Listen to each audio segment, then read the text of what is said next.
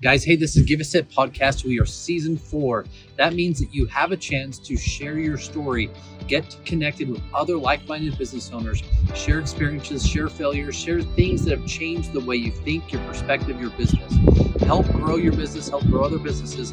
This is your chance. We are outside. It's spring in Utah. Yes, spring. That means it can be snowing, it can be raining, it can be sunshine, but we're going to be all outside.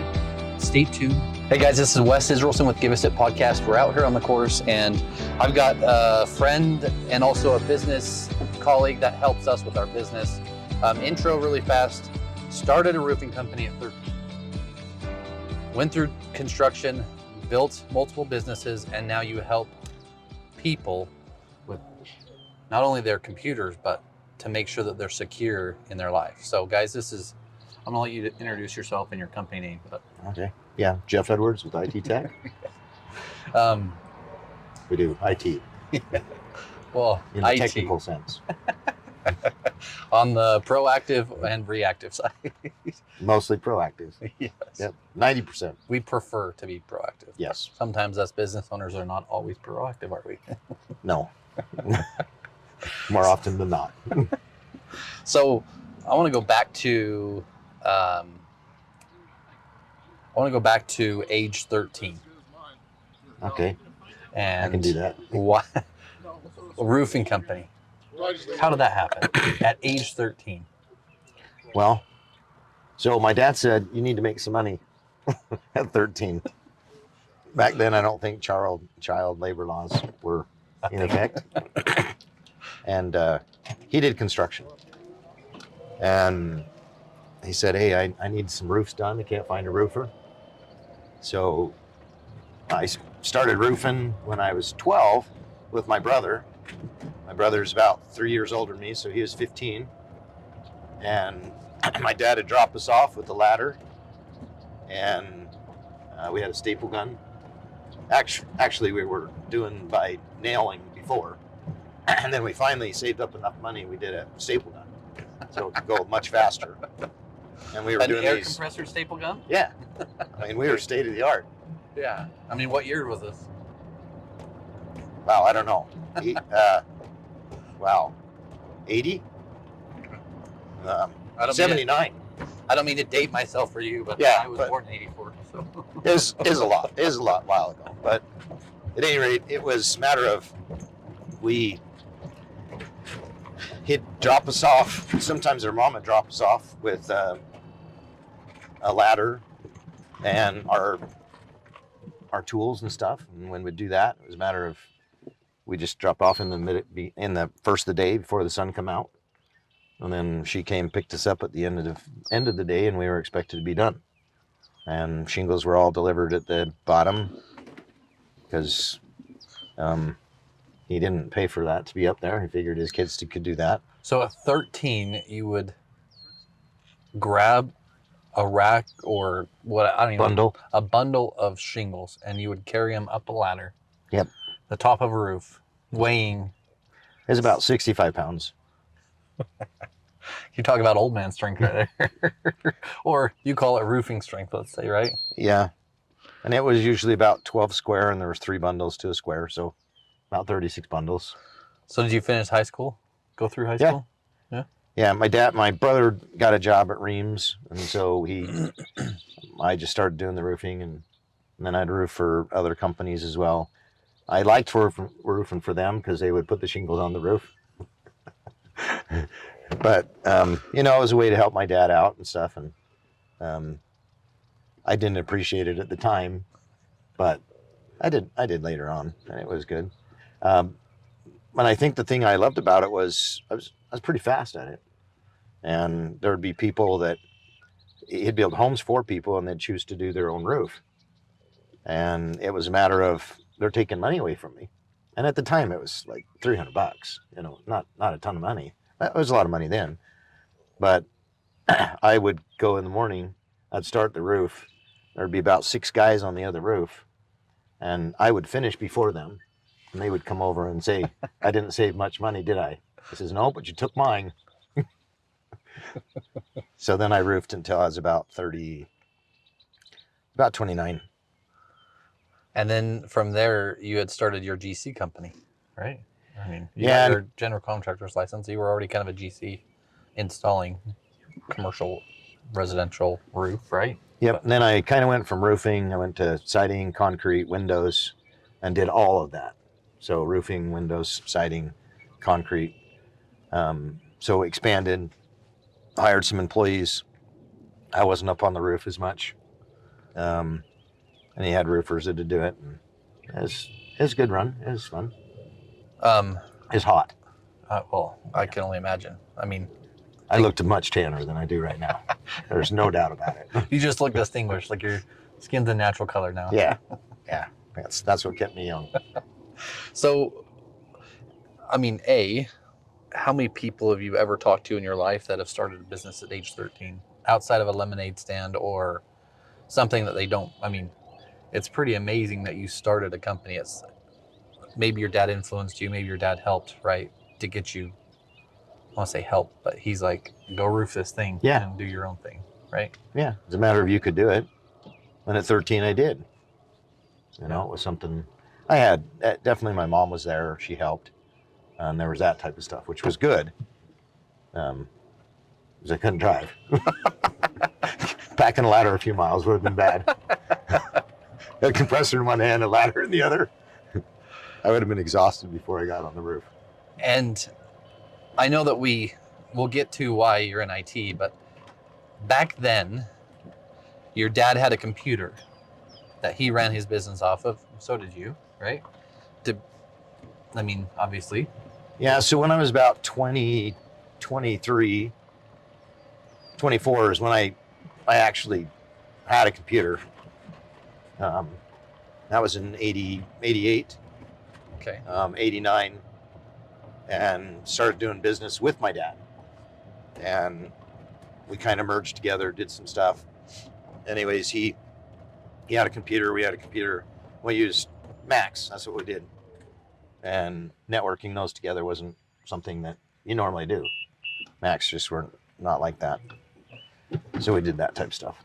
That's good. So, I mean, I never thought about how far back computers really go, but you're saying this is 88, 89. Your dad was using a Mac to run his business off of. Yeah. And with floppy drives. That was the operating system on a floppy drive. Does everyone know what a floppy drive is listening to this? That sounds really old, but it's really not that long ago. It really isn't, at all that long ago. But the operating system, we upgraded and we had 2 floppy drives because you put a floppy in this side and that was the operating system. But see, now you could put your program in, and if you had to save something, you pull that one out, you put another floppy and you put that in there. So, yeah, long ways. Yeah, it's crazy to think about.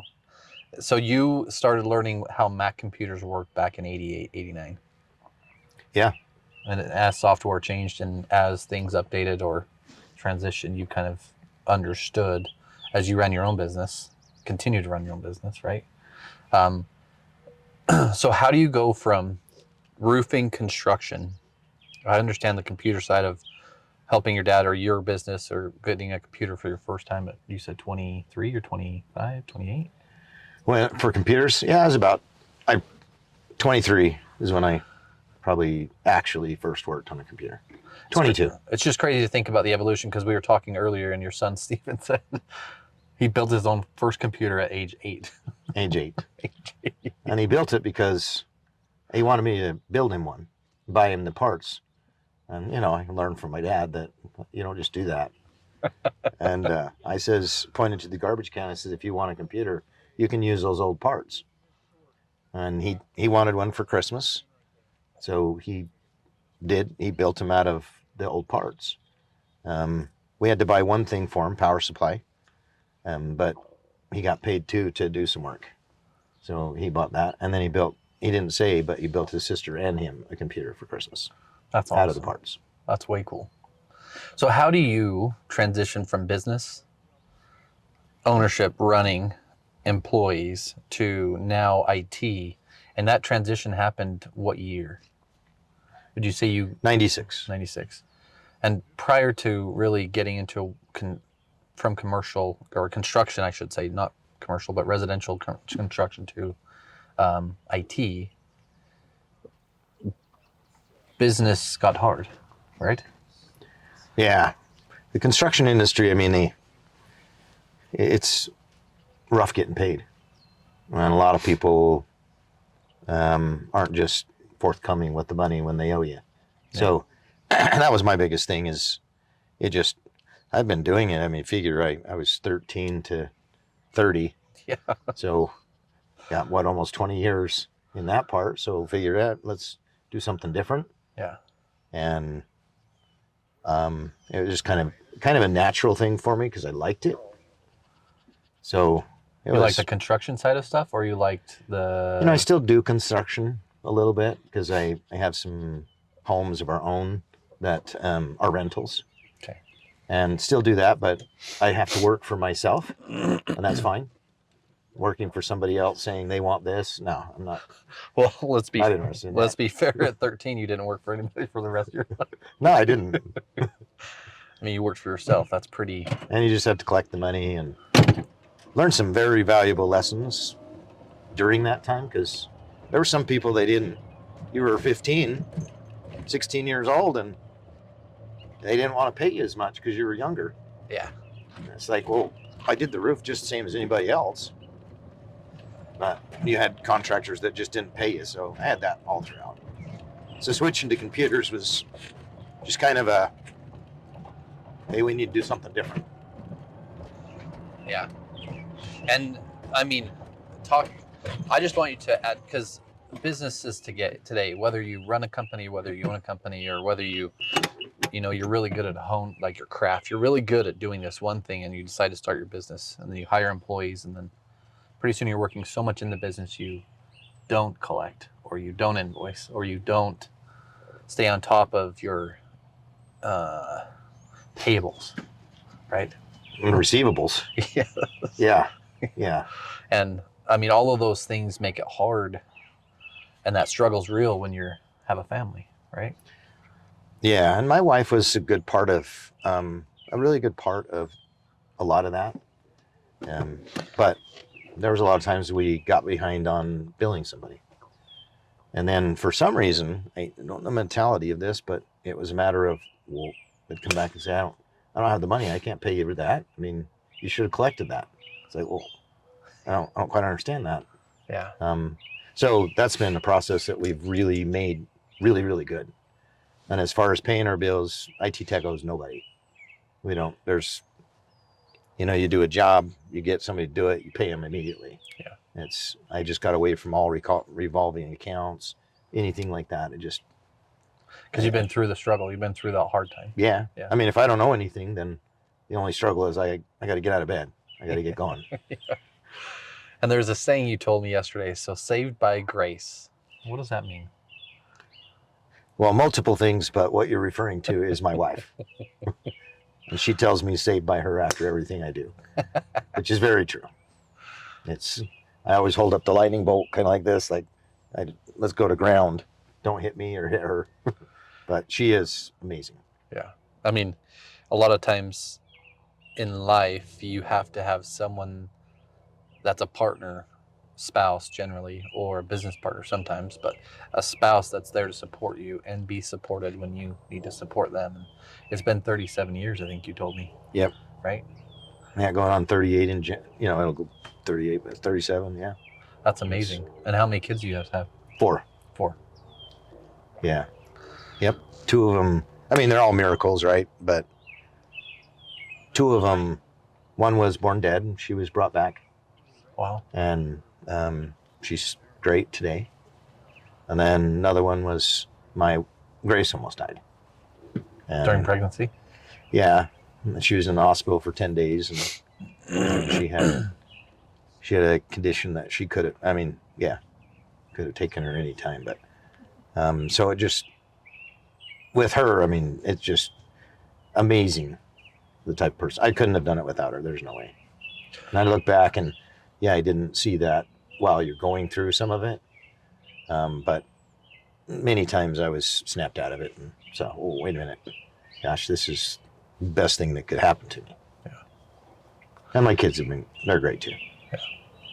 And I only bring that up just to say how relevant and important it is to have a supporting spouse or supporting a support system for you,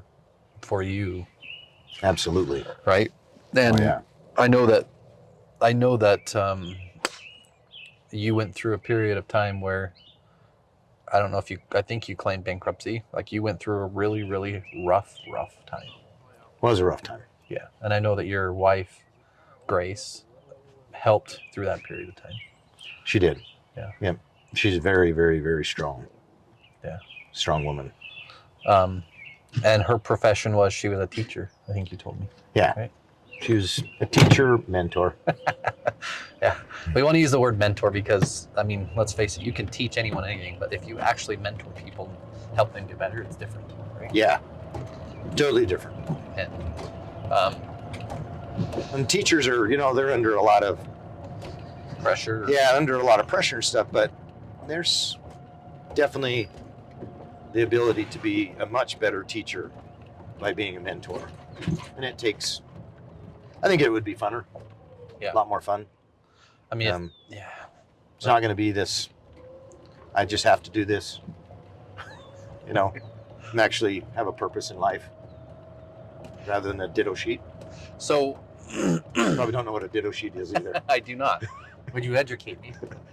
It's a drum that has ink on it, and you crank it like this, and it just flips off pages. Okay. That was a copy machine.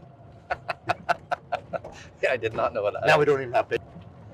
But you talked about the word purpose. As we get into IT, what's your purpose for building this IT business, and why? Why? Well, at first it was just to kind of get out of construction, right?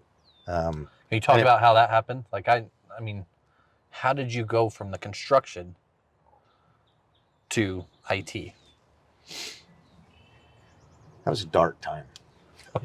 Okay, let's talk about Technoglass and When I say dark, I mean it was, and I'll say that. So the technical part, the dark time was just had a partner that was not a good partner, and did some things that were not things that you could recover from, and that caused that problem. One of the things that I'd like to say about that is, even though that particular thing happened, there were people owed. I didn't allow that to happen. I went back and paid everybody. Made it right. You made it I right. paid everybody. Yeah. And it was a matter of, it's not something you're supposed to do. Many, many years ago. So it's the right thing to do, is to be honest with people. So technical wise, that kind of molded some of this. Technical wise was, you're seeing people get hurt. You're seeing people get having security risks and issues that take businesses down, take them out. And so my passion kind of grew to be, I had to do this, and I got technical, and I really liked it and really love IT. But it was a matter of also, if I can help these people keep their business by not losing money and having things happen to them that they don't know how to control. They don't know how to do those things to keep themselves safe. And even as of today, people are saying, I'm fine, I'm fine. But it's really, they don't understand the landscape. They don't understand how vulnerable they actually are. And going in and making that discovery and stopping things from happening, and then they go, oh, wow, I didn't even know that. It's a great thing to be able to do. So very passionate about that part. And then the technical aspect in IT, you'd never stop learning. If you stop learning, you're behind. Yeah. So it's just incredibly nice to go. And even though we talk about years ago, ditto sheet, and this kind of stuff, I'm very involved in AI, love AI. And there's a lot of cool things about it, and it does a lot for me, period, by myself.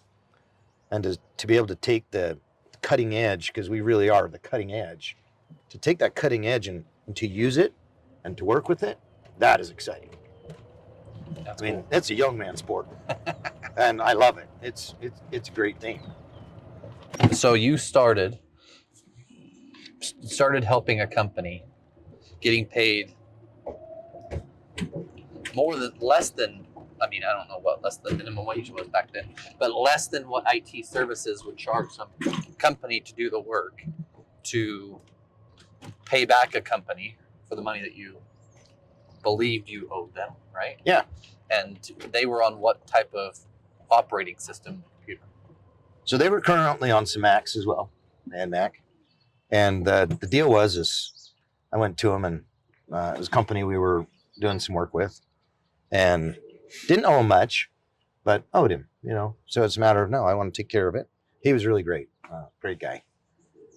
But anyways, we sat down, talked about it, and we decided $25 an hour. And that would have been good, but I got 15 of that, and then they got 10 till that bill was paid off. And I did that gig for probably about 8-9 months, as far as getting paid off. And then I got a whole raise, $10 more, $25 an hour. And I continued to help that company for probably 3-4 years. It did go up from 25. Well, it should have. Yeah. And he was great to work with. And that really set me in motion for the whole thing. So really great of him to do that. So someone in life today, especially today, with all AI and everything going, and they're getting ready to jump into a business. Run through the decision that you came home and told Grace, I'm not going to work today. These people are going to go start a business listening to this. What would you say? I mean, that conversation with your wife, let alone. Yeah. So I woke up in the morning. That night I went to bed, and it's just like, I tossed and turned, and then I finally got to sleep because I was thinking of some stuff. I remember sleeping really well, and I hadn't done that for a little while. And I was owed money and just didn't have anything, very, very poor. And anyway, so I woke up in the morning and I said, this got to change. Just put on some Docker pants, Izod shirt. And I was sitting eating breakfast and some oatmeal. And my wife, Grace, she says, what are you doing today? And looking at me like, because usually you wear jeans and you're going out to work.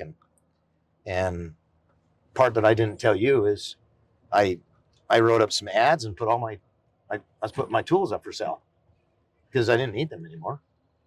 She says, what are you doing? I says, I'm not doing this anymore. I'm doing something different. And supportive like she is, it was just a matter of, okay, what is it that you are doing? And I told her, I says, Dear, I'm just kidding. I says, I think I'm going to do computers. She's like, okay. And she knew I liked computers. She knew that I had a lot of fun with it. But to make a living out of it, I mean, how's that going to work? And she's thinking about her family and everything else, the kids, but she was fantastic. So it was a matter of, I went out, saw a few people, and went over to this company, Technoclass, and I talked with him, sat down, and went through the whole stuff, made a deal, and came back, and my wife says, so how was your day? She was probably more interested in how we going to pay for, dinner tonight. And I says, oh, it was great. She says, so what happened? I says, well, I got my first client. And she says, you did? I mean, I could see the surprise on her face. Like a matter of, you actually succeeded. She knew that you would, but maybe not the first day. Yeah. And I told her about it, and she's like, that's great. Do you know what to do? And I says, well, I have a good idea. Most of it I don't. But I can figure it out. I'm smart.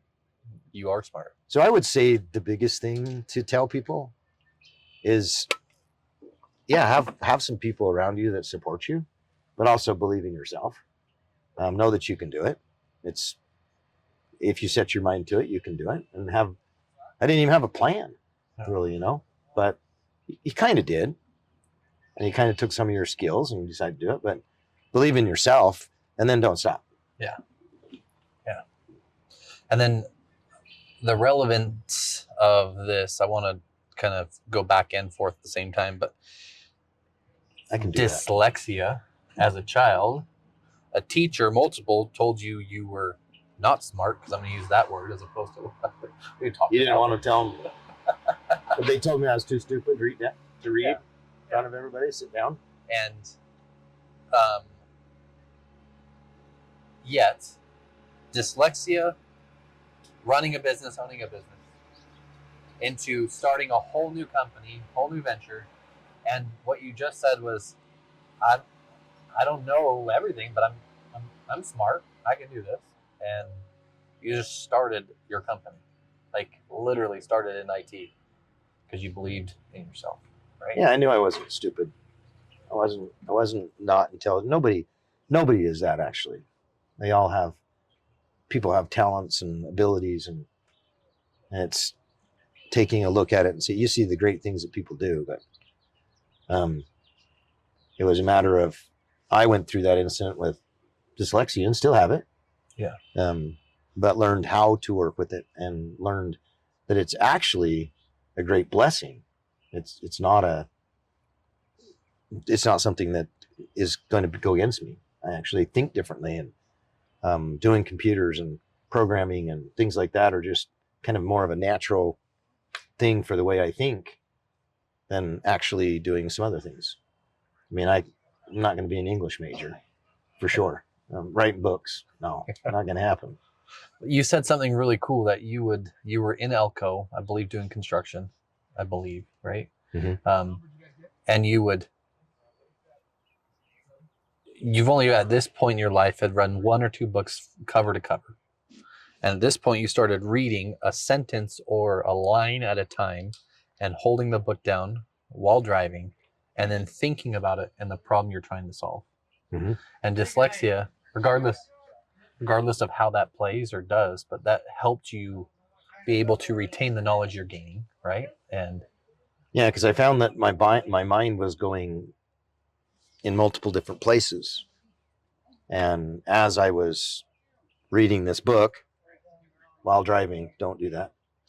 But while driving, you'd glance down and you'd read a sentence, and then you'd look up. And while you were looking up, you were solving this problem.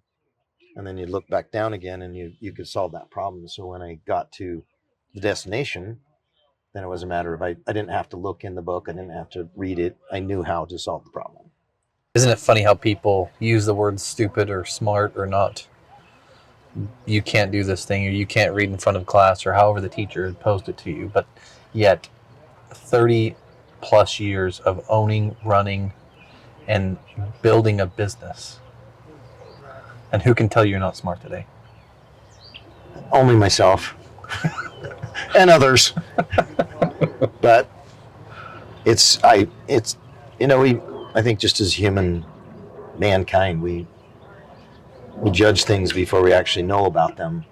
And it's unfortunate. I've learned not to do that so much. I still sometimes do that because you're just in the moment, but it's so important not to judge people on that. Yeah. Because you don't know their situation. My mom had a quote. She always says, you don't know how that person feels because you've never walked in their shoes. Yeah. And it's very true. You don't. I mean, it's like all the people who see all these fancy business owners with all their flashy cars or vehicles or houses, and wow, you have it made. But they've never experienced firing, Yeah. bankruptcy, or everything else, the sleepless nights, the arguments that happen with the spouse or your supporting system, right? And they just see, wow, you wear nice clothes, you got a nice car. Yeah, you must be doing well. Right, yeah. That was that easy for me. And they don't know that. And the other thing too is when I look at people, and I'm by far not rich, that's for sure. But one of the things I do believe that I have great kids, I have great wife, I have great friends. I like life, and I think that's important. Yeah. You gotta have to like life. You gotta live in it. You better like it. Yeah. And as we get into the IT side of what you guys do, I want you to, all of the knowledge, everything we've just listened to, but I want you guys to really understand the purpose behind being proactive and reactive from not only someone who's been in the industry for so long, but own their own company, sees the pitfalls and the struggles that actual people who leverage their entire mortgage, house, everything, to build this business, and then what happens when they're not protected on the IT side? What happens when someone hacks and steals or takes their identity? Or anyway, I'll let you describe why being proactive is more important than just being reactive. Yeah, a flood of stories come into my mind. If you had to pick one that's the most important you could tell someone listening today, that would... I think I've had to go into people and tell them when they hire us to get their data or to do something after a breach has happened. And they weren't our client. They were doing things very reactive and not and proactive. And I've had to go in and tell them that there's nothing retrievable. A paint company, for instance, they had millions of formulas, and these formulas take up time. They would take an hour to 2 hours to do each formula. You can imagine how many hours that is. Yeah. And now they just lost everything. Their business is gone. To restart that, it's millions upon millions of dollars. And to just redo that is not possible, to be able to do. It's just, so doing that, and then going to another company that we did, was a matter of how we did things some proactive wise. They lost a similar situation. They lost everything. And it was a matter of, they come to us and say, what are we going to do? Do we need to pay the ransom? Do we do this? Do we do that? They were asking all these questions. And I just simply looked at the guy and said, would you like to know what I think we should do? And he says, well, yeah, I'd like to know. Just give us about 3.5 hours and we can restore everything. You'll be fine. Everything's going to be great. Those two things, one is a matter of business. I can't possibly do it. The other one is, I could be out of business. What do we do? And 3.5 hours later, your business is back to the same way it was before. Yeah. There was no difference. And not taking a proactive approach, it's like your car, not doing oil maintenance and changing your tires and everything like that. You're just looking for a problem. And if a tire blew out, it could be just a replacement of tire, right? But what if you're on the freeway and you're going 80 miles an hour passing somebody, and now all of a sudden you hit the side and you've totaled your car and you ruined somebody else's life? Proactively, you could have taken care of that tire. Yeah. Just that one little thing. And in IT, there are things that you can take care of. Getting a little passionate here. That's great. But there's things in IT that if you just do those things, you won't have those problems. Yeah. And if you do, how quickly, one, are you going to bounce back? Yes. If you do it reactively, you may not. Yeah. But if you do it proactively, you can bounce back. And you can get all these things back and still continue your business. And you can sleep better at night. And it's crazy to think, because, I'm going to go into what we do. Ergonomics and office furniture, the way people sit while sitting at those desks. Like, I'm so passionate about proactively helping people sit. And you're sitting straight. Well, I'm trying, slumping down. I broke my back, so I don't have the choice of sitting straight or not. Sitting straighter than me. Well, but with that said, the approach to, because we had a conversation about cybersecurity and all the things that are out there, to get my information, you could just log on somewhere and get mostly all of my information really quickly. Good. Yeah.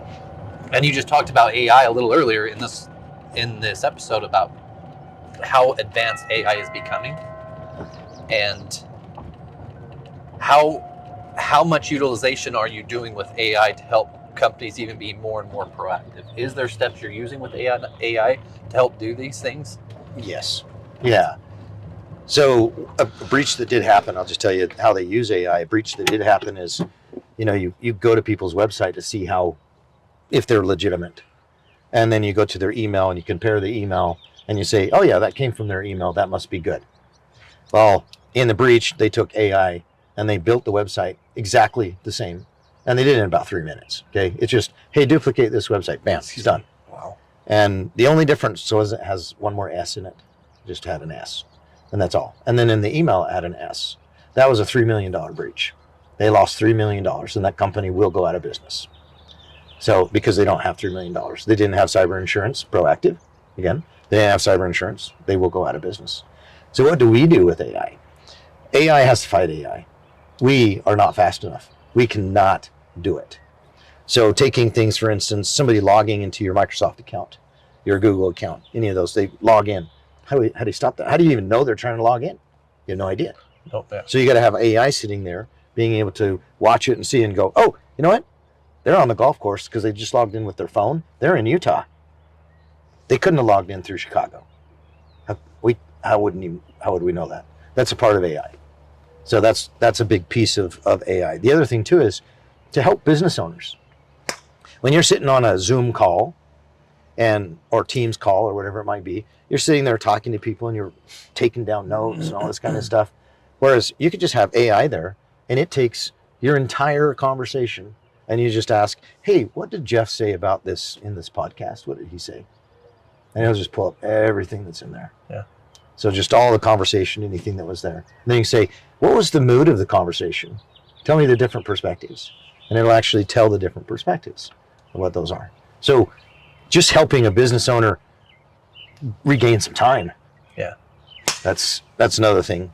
But security, yeah, there's a lot to do with AI. There's a ton. And I'm a big journal writer, note writer. Anyway, everything I do, I generally take notes. So conversations I've had, such as last night with you and multiple people, I would write about, it was an AI pen. Excellent. On a notebook. So it was actually recording everything. And then this morning I could say, hey, summarize pages 18, 19, and 20 with what Jeff exactly said and what to, like. That's why you remember all this today. Well, in a way, I really didn't even look at it when I decided I did it while I was driving. Don't do that. But my point is the better we can become as business owners and not worry about these things and let a company that's going to proactively help us, the better we can do at the honing craft, the thing that we're doing. Yes, totally. Right? I don't want to learn cybersecurity. I don't want to learn how someone can get into my every account or even log into my daughter's bedroom's camera. Yeah. Right? Yeah. I don't even want to think about that. I want to make sure that it's proactively secured or at least taken care of if someone does it. And because let's face it, as a business owner, everything is on the line. You don't think about, generally we don't think about our own bills, right? Yeah. You think about all the payables we have, or we think about all the employees we have. I don't even know what bills I have, actually. My wife takes care of those. Yeah. My wife usually does. I don't. Thank you, by the way. Yeah. Saved by grace. I don't. You made me think about that, and I was like, "Oh, do I have to worry about it?" No, I don't have to worry about it. I don't have to do that. Yeah. But back to it, the purpose for this, and we kind of skipped over something that I want to add in. So when you started this company and you were building, your son came back from a mission, and you told him what?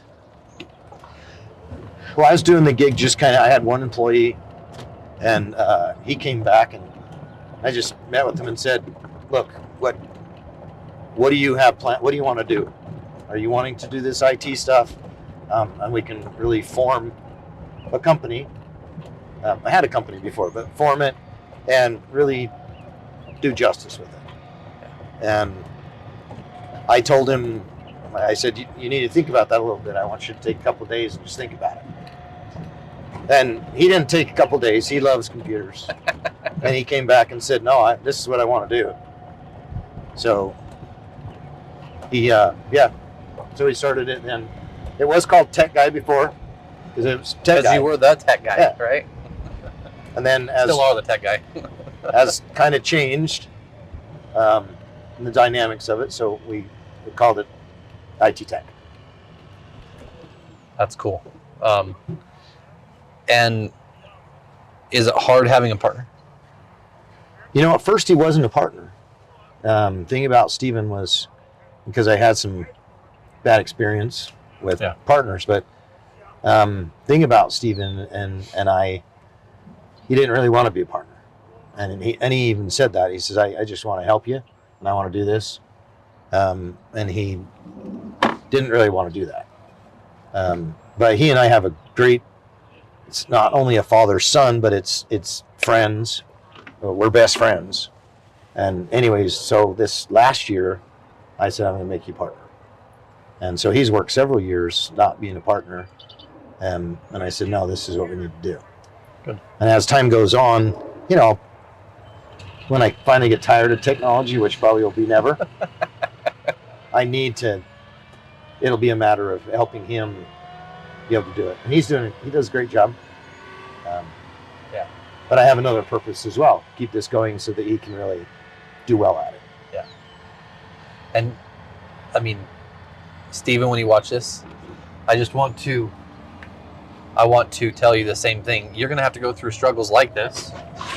And there's things that we can prepare for and watch out for. But realistically, you're going to have to go through your own struggles, right? Yeah.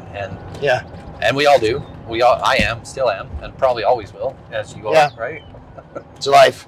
But what do you tell someone today who's in business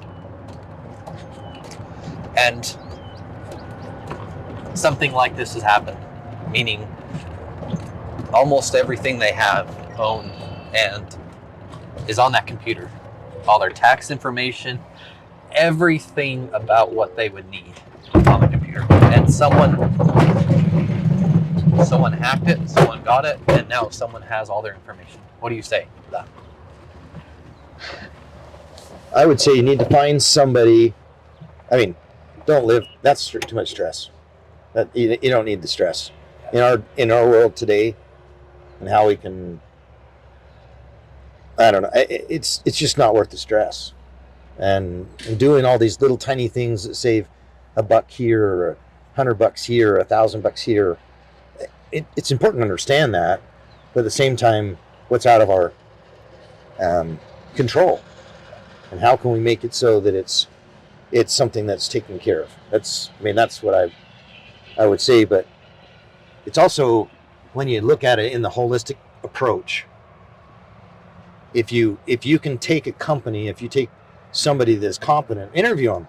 Don't shop price. This is the thing. The shop price and a fixed price that's an all-in seat, that's a matter of we do everything for you and you're proactive, will save you money every time. And it's not this break-fix situation where it's a matter of, well, I only have them come in when they fix things or need to fix things. That's crazy, because you don't know what's going to break, and neither do they. Yeah. And the model, as far as just, if you break, you're going to pay me anything you need to get back up and running. Yeah. But if you're doing it on a proactive approach, it is a matter of, if they have to work, and it should be set up in this model, which ours is, it should be set up in the model that if you break, it costs the IT guy money. It's a matter of, oh, now I got to send people out. I got to have all this done. No, they need to keep you up and running all the time. And if they're doing proactive, it's a matter of, they know before you're broke, and they fix those things and put things in place so that you don't break, because that'll cost them money. So you need to really look for that and look at the things, doing tickets and answering questions. I get this from people that I go and see all the time. This might be longer than you want. That's okay. But I get this all the time from people, is they'll say, oh, we're pretty good with our IT. And I'll say, well, what are they doing in their IT position? What are they doing that you really like? I said, well, they seem to really, be proactive on their tickets and working on their tickets and stuff, getting them done. And I said, well, I says, in our world, it's a little different than that. If they're actively working on their tickets, that means they're doing their job. Proactively is, why are you getting the tickets? Yeah. That's really the proactive part. And that's what you're going to look at. Is, why am I getting tickets? Why are things failing? Yeah. If they're failing, they're not doing their job. Yeah. And the way I think about it is, because we kind of need to wrap up, but the way I think about it is this: if you're in sales today, you're not proactively going after something, and you're only reactively, you're subject to market, or you're subject to whatever happens. You aren't in a way defending or trying to make yourself grow or be better. You're literally subject to whatever happens, right? Yeah. Oh, totally. You're not setting the pace. Yeah, and somebody else is setting the pace that knows a lot more about what they're trying to do to hurt your system or your IT, to shut down your entire company. Like, if your entire team, if our entire team was shut down for a day and we couldn't do anything, How much money? yeah, You'd pay for the IT guy in a year. I mean, for the whole entire year, Yeah. pay with the shutdown. and let alone if it happened for weeks and then you lost everything and you can't get anything back. Yeah, then you're done. That's when your business shuts down and you still owe money to people that you can't. Like, you're done. Your Yeah. house, everything that you could have leveraged to build this business could be gone. Sounds like you're sold. Well, proactively. I just know for me, there's a lot of things that that I think about as a business owner. There's a lot of things I talk about in general, but Oh yeah. I just want to say I appreciate you being a part of this, and I wish we could go for longer because I'd love to keep going. Yeah. Hear a lot more stories. Yeah, and And I've enjoyed it. It's been good. I like it. thank you. And if you could tell a business owner today that's struggling just in business, maybe nothing's happened IT wise, what would you tell them to do today after 30 plus years of owning your business? I don't know. I just say keep positive. I mean, probably the best thing. I don't know. I think it'd say this: step back, evaluate what's going on. Really, really, really, the hard conversation that you have. Evaluate what is going on in a realistic way. No feelings. Take feelings out of it entirely, and just look at it and say, where is the problem? You know, what's going on here? What am I doing? And you're going to find out that you're probably not doing, you're not as engaged in your business as you should be. And you may be doing things that you're not should be doing, and make that adjustment. And then the best thing is go to some of the people that you can lean on and tell them, be vulnerable and say, hey, I feel like I'm doing these things wrong, not doing these. What do you think? You may be surprised at what you hear, because they might say, yeah, I've been wanting to tell you that for a while. Yeah. You know, or they might say, no, I don't see that, but I do see this. And you go, oh, wow. You know, but really being vulnerable to people that you know care about you and talking to them. I think that's important. And I want to transition that to the end of the episode, but I just want to say what you just said is having a support system is crucial. Mhm. Not just for business to be able to run, meaning that you're able to learn, grow, and develop to become a better leader, owner of the business and develop the team, but to make sure you have a supportive service provider or IT company that helps your business also with this expansion growth that you're trying to do. Right? Absolutely. Yeah. And it does it in a proactive way, not in a reactive way with, well, I've only got this problem, or I need just this computer, or I need to update the software. Well, great, but what about the security risk? What about this? What about that? Yeah. I'm going to take it back to construction real quick. Great. When I had a nail gun, I had nails on the roof. But if it would have been, that was proactively thinking. Had it been reactive, I would have been going down those stairs, that ladder every time, picking a clip, putting it in, going up, finishing that, going down. Yeah. But instead, it's just any business thinking as simple as that. IT, same way. Furniture, same way. Better have stock. Better have those chairs, because I'm going to sell them, which you guys have a lot of them. We do. But you have them so you can sell them. They're there. Yeah, that's totally. Then understanding that market, what you got to do.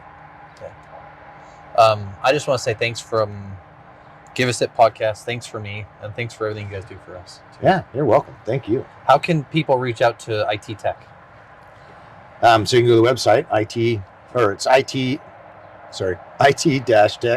it-tech.us.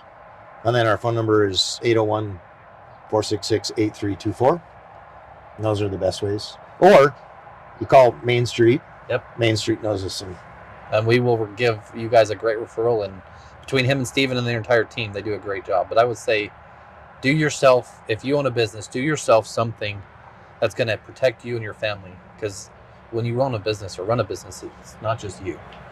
You can think it's just you, your employees, but you got to think about your wife, your spouse, your kids, everything that comes along with that. And yeah, that'll stress you out. I mean, when you become an owner, you become a target. So, yeah, totally. Thank you. Yeah. And guys, this is Wes Israelson with Give Us It Podcast. Stay tuned for the episode, and please share this. Please give this to someone who needs to know what business can be like when you don't have a good IT company that's working to help support your business. So, guys, thank you. Great. Thanks.